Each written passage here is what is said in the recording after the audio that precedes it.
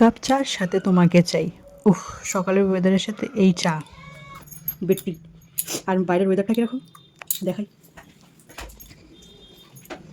এইরকম প্রচণ্ড মেঘলা ওয়েদার। কদিন ধরে প্রচণ্ড মেঘলা ওয়েদার হয়ে আছে। তাও কম্বল থেকে নিচে এসেছি, কারণ আমি যেহেতু ছাদ বাগান বানাচ্ছি তার জন্য আমার অপরাজিতা ফুলের বীজ লাগবে, সেটা আনার জন্য নিচে গেছিলাম বীজগুলো আনতে। কেটে পড়ি বাবা, ঠাকুমা দেখলে বকবে।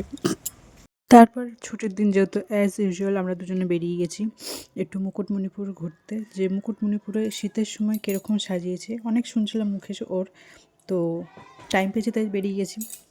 তারপরে তোমরা বাকিটা হয়তো শর্টগুলোকে শুনেই নিয়ে যাও যে আমাদের ওই খেলনা গাড়িটা আবার একটু ডিস্টার্ব করছিলো, তার জন্য আমরা ওটাকে মামার বাড়িতে গ্যারেজ করে রেখে দিয়ে আমরা চলে এসেছি।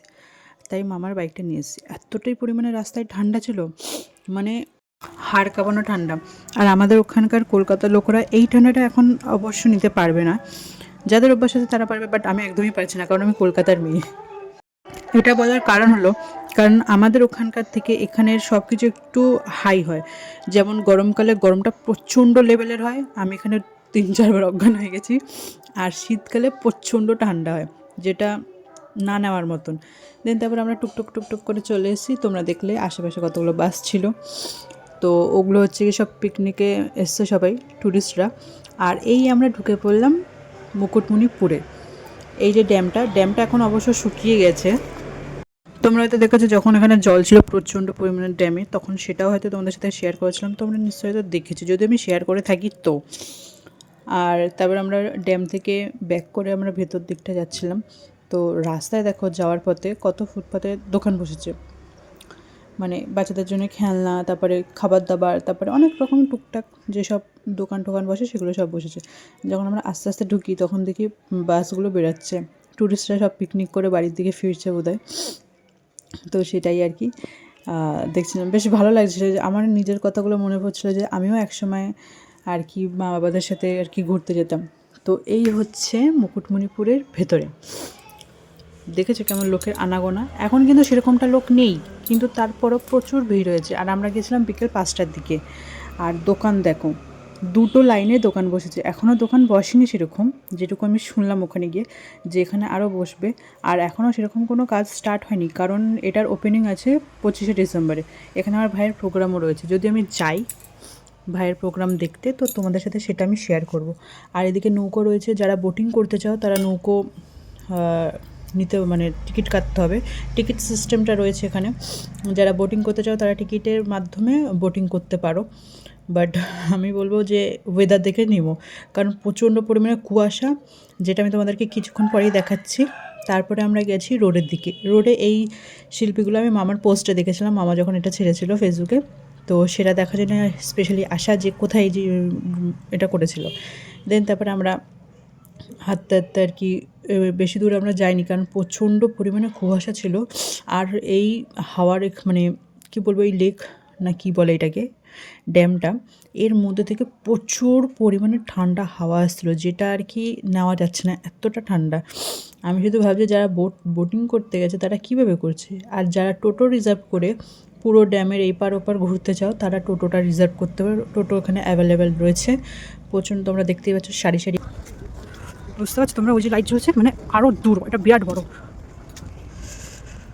এখানে আমি টোটো দেখাতে দেখাতে হট করে দেখাচ্ছি, মানে যে পিছনে যে পাহাড়টা রয়েছে ওই পাহাড়ের মধ্যে একটা রহস্য আছে, সেটাই তোমাদেরকে পরে বলছি, ঠিক আছে? ভালো, এটা আমার বর। তোমরা তাহলে বুঝতেই পারছো যে কীরকম ঠান্ডা পড়েছে এই কদিন ধরে আমার আওয়াজ শুনে, যে আমি রীতিমতো হাঁপাচ্ছি ঠান্ডায়। সেরকম কোনো কিন্তু কষ্টের না, বাইকে গেছি বাইকেই আসছি, শুধু বেশি দূর হেঁটেও যায়নি, তাতে এরকম হাঁপাচ্ছি। তাহলে বুঝতে পারছো যে কীরকম পরিমাণে ঠান্ডাটা পড়েছে, যে ভিতরে পর্যন্ত কাঁপিয়ে দিয়েছে। আর পাড়ের সময় পাড়ে এমনি সময় বসে থাকে, এই যে সব দেখলে ওখানে বোটিং করছে সবাই। আর এই যে পাহাড়টা, এই পাহাড়ের মধ্যে, এই পাহাড়েও কিন্তু লজ আছে। ওই যে আমি ওই লাইট জ্বলছে বলে আমি ভাবছি কী হচ্ছে ওখানে, তারপর দেখি না ওখানে লজ, ওইটা একটা লজ। বাবা মোরার আগে বাবা ছিল সাথে যারা যারা ভ্রমণ করছে এখানে আসবে দয়া করে জ্যাকেট নিয়ে আসবে, এমন এমন শীতের জামা কাপড় নিয়ে আসবে যেটাতে গাটা গরম থাকবে। কাশ্মীর ল এটা। যাই হোক আমাদের ওখানকার মানুষ ঠান্ডা লাগে না। অত সহজে এই ঠান্ডাটা নিতে পারবে না। এইখানটা ঠান্ডা লাগেই না, এখানটা এখন ঠান্ডা লাগে যেই জায়গাটা বড় জ্ঞান ড্যামের পাড়ে গোটা মুড়মুড়টা ঠান্ডা লাগতে পারে, কিন্তু এই ড্যামের পাড়ে ঠান্ডা খুব কম। হ্যাঁ ঠিক আছে, আমাদের ওখানকার লোক এই ঠান্ডাটা নিতে পারবে। তোমাদের ওখানকার লোকের জন্যই বলছি এই ঠান্ডা নিতে পারবে না। এখানে ঠান্ডাটা কম এই ড্যামের পাড়টাতে। ওর কথা কেউ শুনবেন না দয়া করে, ও বহুত জ্ঞান দেয়, বেকার জ্ঞান দেয়। কারণ ওর কথা যে শুনেছে আজ পর্যন্ত সেই মরেছে, ঠিক আছে। পাহাড়ের মধ্যে যে লজটা দেখলাম ওই লজটার নাম হচ্ছে সোনাঝুরি লজ। না তো নৌকায় আমি বসছি না কোনোদিন। নৌকায় বসবো না এখানে? না আমার নৌকায় বসবো। আমাদের দাদাভাই আমাকে বলছিল যে তোমাকে নৌকায় বসবো, আমি বলছি না আমি নৌকায় বসবো না, কারণ আমি নৌকায় বসতে পছন্দ না, আমার ভয় লাগে, বহুত ভয় লাগে। আচ্ছা আমার মতন কে কে আছে যারা নৌকায় বসতে ভয় পায় অবশ্যই কমেন্টে কিন্তু জানিও।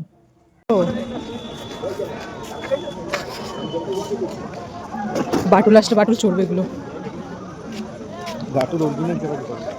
আবার ভেবো না যে বাটুলটা আবার কি, বাটুল আবার সেই কার্টুনের বাটুল না, বাটুল হচ্ছে কি আমার মাসির ছেলের নাম। ওকে ছোটোর থেকে আমরা বাটুল বলে রাখি, মানে ভালোবাসার এক একটা নাম থাকে তো ওকে আমরা ভালোবাসে বাটুল বলি। আর এই বাঁশগুলো দেখে না যে বাঁশ দিয়েছে কেন, এটা হচ্ছে লাইট লাগানোর জন্য। আমরা জানি যে আমরা জীবনে অনেক বাঁশ নিয়েছি, তাই আর বাঁশ নিতে পারছি না, ওটা লাইটের কাজেই লাগুক। তারপরে আমরা দুজন মিলে আস্তে আস্তে ভেতরের দিকে ঢুকলাম মার্কেটটা ঘোরানোর জন্য। তোমরা অ্যাজ ইউজুয়াল সবাই দেখেইছো শর্ট ব্লগসে আমার যে মার্কেটের কী কী জিনিস আছে না আছে, আরও ডিটেলস আমি দেখিয়ে দিচ্ছি। চলো, এটা মাস্কের দোকান, ছৌ নাচ করার মাস্কের দোকান না এগুলো। পুতুল চাপড় বউ ওই দেখো তিনটে।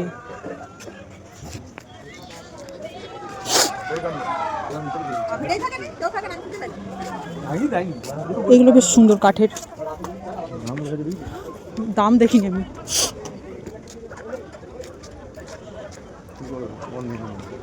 কাঠের কাজগুলো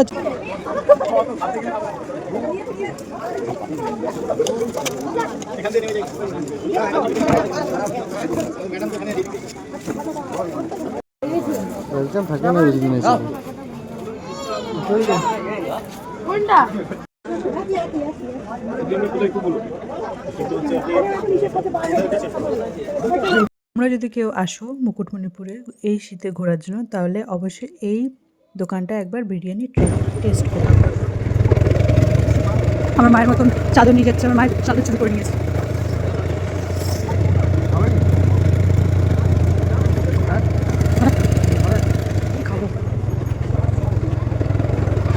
তাহলে আজকের মতন টাটা বাই বাই করে আমরা বেরিয়ে পড়লাম মুকুটমণিপুর থেকে।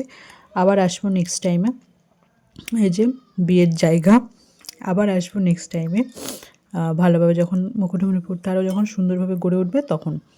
তো ততক্ষণ জন্য মুকুটমণিপুরটাকে টাটা বাই বাই করে আমরা বাড়ির দিকে রওনা দিই। আর এই যে আশেপাশে অনেক লজ রয়েছে, তোমরা যদি আসতে চাও তাহলে এখানে লজগুলো নিতে পারো, একদম মুকুটমণিপুরের গায়ে লাগানো আছে লজ। তারপরে যারা পিকনিকের জন্য জায়গা খুঁজছো তারা পিকনিকও করতে পারো, এরকম যারা বাস নিয়ে এসছে। তোমরা চাইলে অনেক কিছুই করতে, এখানে হচ্ছে গিয়ে সব রকমের ফ্যাসিলিটিস রয়েছে, গাড়ি দাঁড় করানোর থেকে সব কিছুরই ফ্যাসিলিটিস রয়েছে, তোমরা আসলে অবশ্যই আসতে পারো। এই সব স্কুল স্টুডেন্টরা ওদের পিকনিক ছিল, স্পোর্টস ছিল, তারা এখন স্কুলে ফিরছে। দেন তারপরে আমরা রাস্তা থেকে বাড়িতে আসছি, মানে বাড়িতে না মা বাড়িতে আসলাম একটু কথাবার্তা বলার জন্য। তারপর বাড়িতে এসে দেখি মা আর কাকিমা দুজন মিলে আজকে বানাচ্ছে চালের রুটি, আর সাথে যারা হাঁসের মাংস খায় হাঁসের মাংস, আর আমাদের জন্য চিকেন। তো আমরা রাতে এই ডিনারটা খাবো। কাদের এই কম্বোটা কাদের ভালো লাগে অবশ্যই কমেন্টে জানিও। আর এদিকে ভাইয়ের আমার এক দেওরের জন্মদিন ছিল, তাকে বাড়িতে উইশ করে আমরা ব্লগটা শেষ করলাম।